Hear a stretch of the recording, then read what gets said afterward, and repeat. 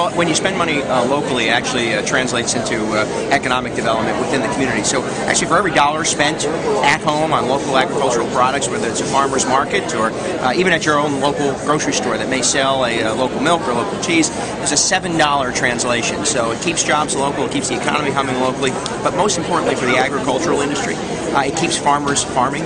We can do a lot to protect farmland, but we have to do more to protect farming, and the state of New York has consistently created policies and legislation that made it more and more difficult for the agricultural industry to survive.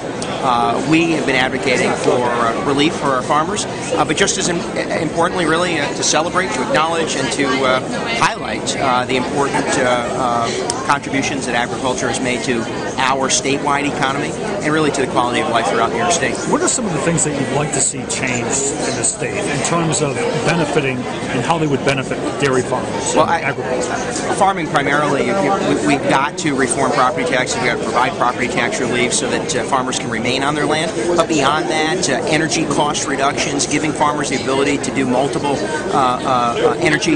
clean energy products, if you will, on site so they can generate and then feed back into the grid.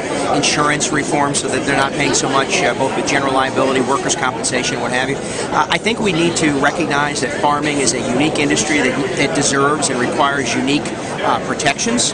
And quite frankly, as a society, this is where our food comes from.